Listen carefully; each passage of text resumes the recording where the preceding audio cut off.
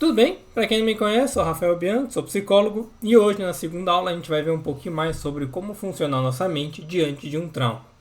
Na aula passada a gente viu sobre o paradoxo do trauma, que nada mais é do que eu passo por um trauma, ele molda os meus comportamentos e eu tiro aprendizados a partir disso. Ou seja, o trauma, ao invés de ele simplesmente me lascar, me deixar mais para baixo, ele pode me fazer desenvolver também.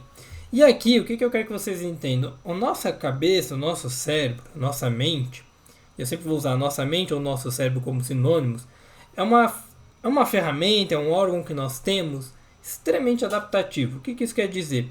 Nós conseguimos adaptar a nossa realidade, tanto o mundo externo quanto o mundo interno, tá? Nossa homeostase nesse sentido, para que a gente possa viver de uma forma melhor. Não necessariamente mais feliz, mas de uma forma mais econômica, com menos risco. E é isso que o nosso cérebro faz. Ele vai criando interpretações, conceitos, crenças, padrões de comportamento sempre para economizar energia. Uma vez que ele economiza essa energia, ele tem um menor risco de fazer algumas coisas ou passar por algumas coisas. Quando a gente casa, por exemplo, isso é um ditado que eu sempre coloco para os meus clientes, você nunca casa pensando no término, no divórcio. Você não começa um relacionamento pensando no fim do relacionamento. Você casa assumindo que aquilo vai ser uma boa relação, que você vai ter uma relação duradoura, que o namoro vai ser positivo. Você não vai lá na lotérica e investir o seu dinheiro, né, os seus 10 reais, falando assim, não, eu vou botar aqui o dinheiro porque eu vou perder o dinheiro. Você pode até saber que há uma chance muito grande de você perder, mas você não vai lá na lotérica para perder dinheiro. Você vai assumindo que você vai dar certo, né, que você vai ter sorte e vai conseguir ganhar aquela bolada lá que a lotérica coloca para você. Então, nós estamos sempre buscando algo melhor. Você entrou aqui nesse vídeo, você entrou nos meus textos, no meu conteúdo, esperando, assumindo algo que, cara, eu vou aprender alguma coisa. Você não entra aqui esperando coisas negativas. Você não faz isso de maneira consciente, a não ser que você tenha passado por traumas. Isso a gente vai ver um pouquinho mais pra frente. Mas o primeiro conceito que você tem que entender é: o seu funcionamento é sempre olhar para o mundo de uma forma mais positiva, esperando coisas boas virem dali. Ok? Quando a gente começa a se desenvolver, a gente vai tendo outros processos dentro disso, que é o que a gente chama de neuroplasticidade, que aí vem a ideia de adaptação. Algumas pessoas estudam muito a ideia do que a gente chama de modelo mental, tá? Ou framework nesse sentido, mapas mentais, né, nesse aspecto, que nada mais é do que o nosso cérebro, ele é uma máquina de criar significados. Ele adora criar um sentido, um significado, ele adora ter tudo isso, porque quanto mais ele vai criando esses significados, mais enviesado ele fica. Esse viés nada mais é do que um atalho mental que faz com que ele gaste menos energia. Um outro exemplo que eu uso com os meus clientes é: eu sou canhoto, eu escrevo com a esquerda. Se eu começo a escrever com a direita, vai sair uma letra muito feia. Mas se eu faço a direita durante 10 anos seguidos, ela começa a melhorar. Né? Ela começa a ficar tão boa quanto a esquerda. E é isso que nós vamos fazendo. Eu vou criando significados e adaptando a minha realidade para aquele significado. Por que eu dou o exemplo do escrever? Porque você só escreve com a esquerda ou direita porque esse comportamento foi reforçado lá atrás. No que ele foi reforçado, aquilo vai criando uma conexão maior, mais forte, mais rápida, mais econômica e você mantém todo aquele processo. Então a tua mente está fazendo isso com várias coisas ao longo do seu dia a dia. Todas as suas crenças nada mais são do que comportamentos que foram reforçados, enviesados também, e eles vão criando um caminho mais rápido, um caminho mais curto, para que você alcance aquele resultado ali de economia de energia, tá? Então, o nosso cérebro, ele olha uma situação e ele decifra aquilo para que faça sentido com relação às nossas coisas internas, nossas crenças, e assim ele possa se locomover. É um exemplo que eu também uso com alguns clientes. Se eu chego no ambiente, eu, Rafael, que jogo videogame, estudo sobre cenários de violência, estudo sobre mapeamento de como se defender em ambientes abertos ou fechados, faço artes marciais ou já fiz muitas artes marciais, eu tenho todo um arcabouço de referências, todo um repertório de entrar num local e qual é a rota de fuga, o que eu posso utilizar para me defender, quem que eu tenho que proteger, como é que eu protejo, e isso vai sendo decodificado automaticamente, eu não preciso pensar nisso. não é algo que eu preciso fazer conscientemente. E esse é um grande ponto. O nosso cérebro ele vai fazendo esses movimentos sem que você perceba. Quando a gente fala lá na psicanálise de trazer as coisas para a consciência, né, de tirar do inconsciente ou subconsciente e trazer a consciência, é isso. Na TCC, na comportamental, a gente usa outros termos, mas é mais fácil entender dessa forma. Você está pegando uma coisa que ela é automática, habitual, e traz ela para um processo mais consciente, mais manual. Ok? Então você começa a entender, cara, então, eu começo a agir de tal forma, eu tenho tal comportamento por causa disso. E esse processo, que aí o pessoal usa de metáfora, né? Aquela coisinha do novelinho de lã, de você tirar um fiozinho e criar, né? Ou até mesmo o Twitter adotou muito essa terminologia, né? Segue o fio, que é você tem um novelo, que é um conceito gigante, né? Um contexto. Vamos tirar um pouquinho e estender ele. Isso faz com que você consiga entender melhor alguns padrões de comportamento, incluindo do próprio trauma que você vive, tá? A própria realidade que você está vivendo hoje. Dito isso, a gente vai sempre fazer essas reflexões imediatas, tá? Assumir essas coisas de forma imediata, para depois a gente começar a se envolver socialmente, individualmente, até historicamente a gente começa a perceber alguns padrões disso, que é o padrão do contexto que a pessoa vivia. Nada é feito simplesmente porque há uma interpretação ali e acabou, uma interpretação de um terceiro, não. É o que há de disponibilidade no contexto. Então, uma relação entre o teu cérebro, o teu organismo interno e esse organismo externo que a gente chama de sociedade. Essa relação cria nossa neuroplasticidade, nossa adaptação, nossos significados ou sentidos. A nossa realidade está sempre sendo moldada. E aí, voltando para a nossa mente, o nosso cérebro ele tende a ser mais rígido, mais conservador. Quanto mais esse mapa que ele cria, essa realidade interna é estável, mais fácil de ele se orientar, de ele se desenvolver. Então ele vai mantendo algumas estruturas básicas para todo mundo, que é o que a gente chama de cultura, e essas coisas elas não tendem a mudar tanto. É claro, existe uma mudança aqui, outra ali, com o passar do tempo aquilo vai sendo modificado, você vai fazendo uma terraformagem, né? Nesse sentido, você vai nivelando ali a terra, você vai mudando algumas rotas, vai fazendo uma obra aqui, outra ali, e você mudou todo o processo. Mas culturalmente existe uma base, existe uma estrutura. Para entender um pouco disso, o que eu coloco de exemplo? Aqui onde eu moro, em Brasília, tem alguns campões. Toda cidade tem, mas a gente tem entre uma quadra e outra, às vezes tem um campo vazio, às vezes tem comércio. E nesse campão sempre tem uma trilha em cima da grama que as pessoas vão andando e ali fica a marca, né? As pessoas andam todo dia naquele caminho, várias pessoas. E é aquela marca, aquele design, ele cria uma rota, certo? Essa rota é a sua sinapse. Essa rota, ela pode ser mudada. Mas ir do ponto A para o ponto B, não. Você precisa passar por algum caminho aqui. Algumas faculdades até fazem isso. Elas criam o terreno todo, as estruturas tal, não colocam calçada, soltam os alunos. E começam a perceber em que grama as pessoas estão passando. E aí naquela grama que as pessoas mais passam, elas vão lá e colocam cimento, colocam a calçada.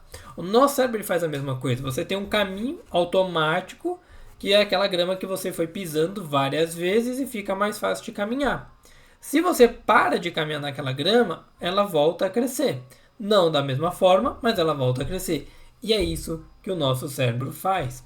Ele vai criando ideias, crenças, vai se redefinindo, se renovando à medida que a gente se desenvolve, mas ele tem uma estrutura básica, que é a nossa cultura, que é o histórico de vida, tá? Desde os aspectos hormonais, fisiológicos, até o aspecto social que você vive, aquilo que você tem de, caramba, se eu moro na favela, então não tem como sair daqui, essa realidade não é minha e por aí vai. Ou se eu nasci numa família rica, dificilmente eu vou ficar pobre, coisas do tipo. São coisas estruturais para você, elas não mudam tão fácil, mas tem aquelas menores que elas podem ser modificadas.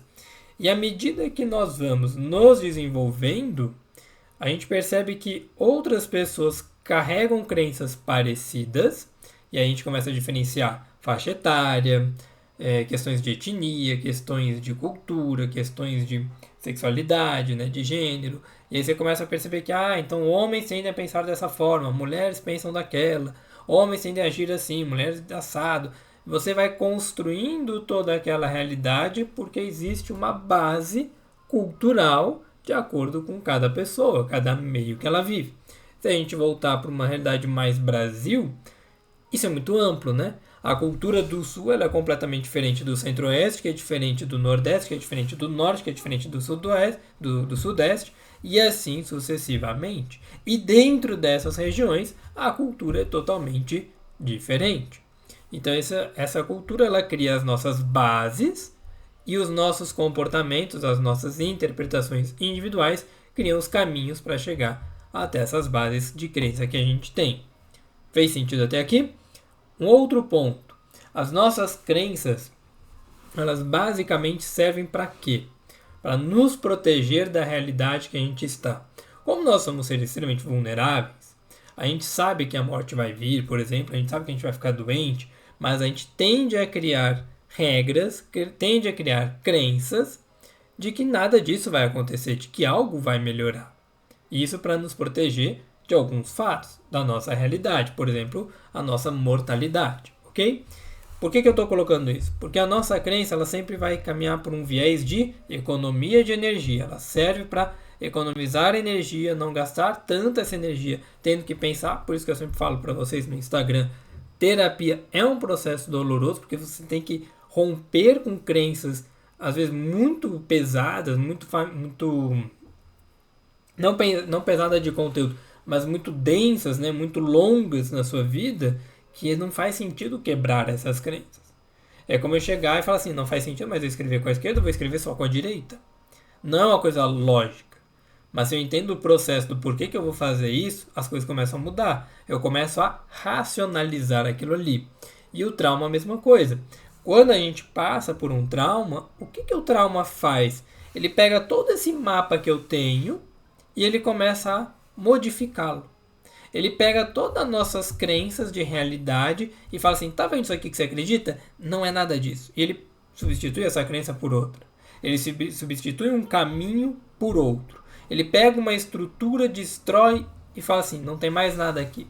E aí, qual que é a nossa grande dificuldade com o trauma? Por que ele é tão desconfortável? Porque a nossa crença, ela ainda está lá. O caminho ainda está ali, às vezes. Só que a base daquilo lá não existe mais. Né? Então pensa, eu tenho um ponto A, eu quero ir no ponto B. Eu tenho uma crença que chega até lá, certo? Eu tenho um caminho. Agora eu tenho o ponto A e não existe mais o ponto B. Aquela crença que a gente chama de crença nuclear, muitas vezes, ela deixou de fazer sentido. Mas o caminho neural ainda está lá.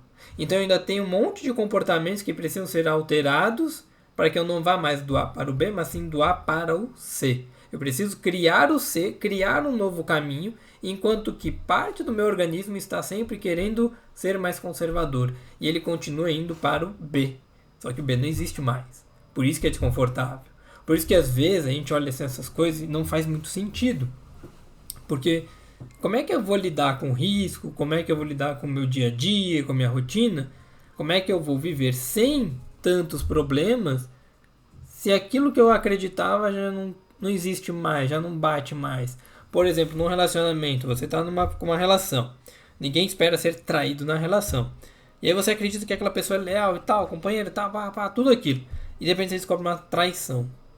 Essa traição é um trauma.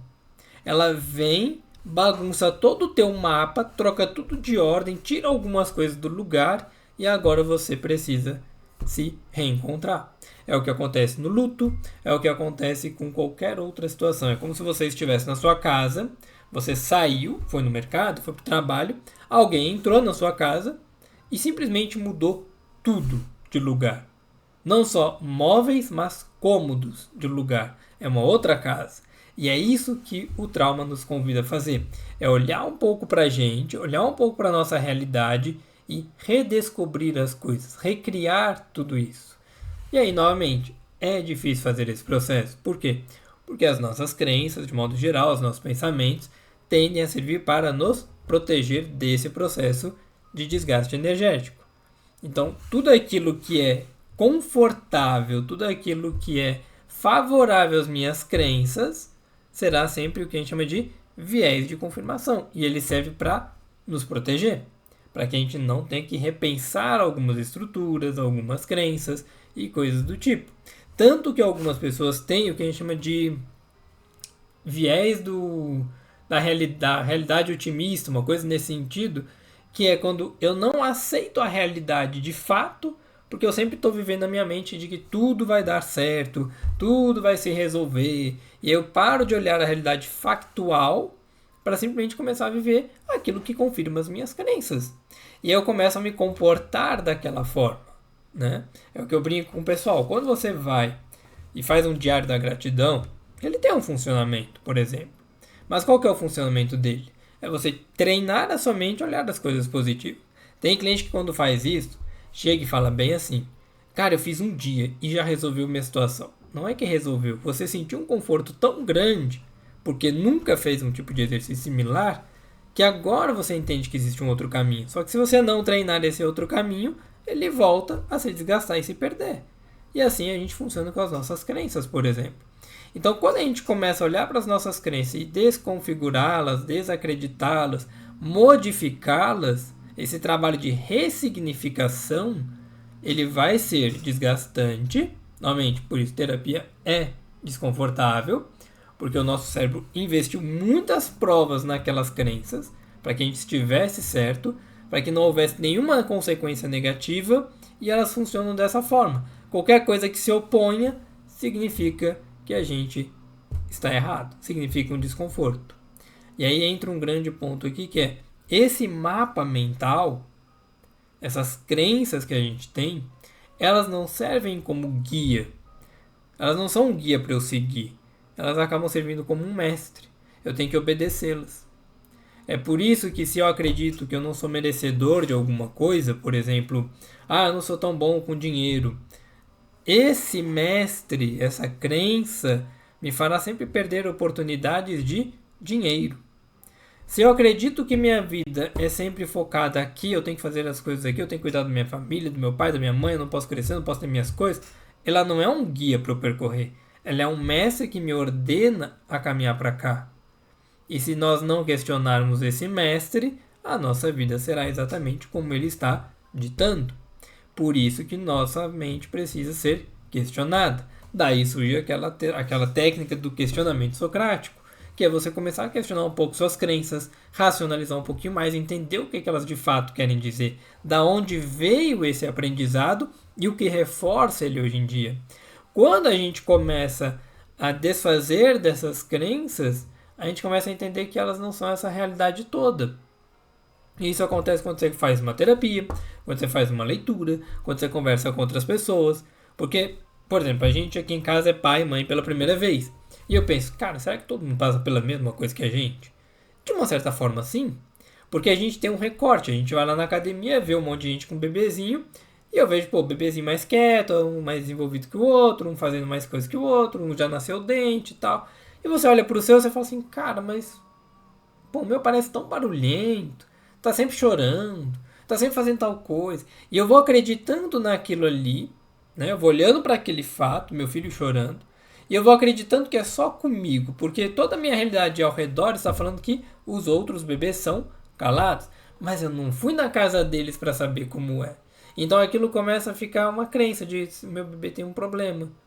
E aí eu começo a acreditar que ele tem um problema. Aí eu começo a olhar no dia a dia, isso inclui redes sociais de modo geral, outros bebês e o meu próprio bebê, crio comparações e eu sempre vou reforçando, meu filho tem problema, meu filho tem um problema, meu filho tem um problema. E eu começo a olhar o meu filho sempre como alguém problemático. Se eu não desejo ter filho e eu acabo tendo, eu olho, nossa, um filho, um peso na minha vida, eu abri mão de muitas coisas, eu vou reforçando toda aquela crença de que eu perdi parte da minha vida, que nada vai se resolver, aquilo nunca mais voltará. Eu vou ter uma relação muito ruim com meu filho. Não só no nascimento, mas posteriormente. Porque eu não vou ter nem criado conexão com aquela criança quando ela era um bebê, ou até mesmo uma criança ali de 5, 8, 10 anos. Então não crio vínculo. E aí essa criança ela cresce sem o vínculo, certo? Porque na minha cabeça eu não queria ter filho. O filho roubou um monte de coisa de mim. E aí eu começo a alimentar todo um processo. E aí eu começo a olhar para o meu filho não mais como um outro ser humano com compaixão, mas sim como um estorvo. Isso a gente faz o tempo inteiro.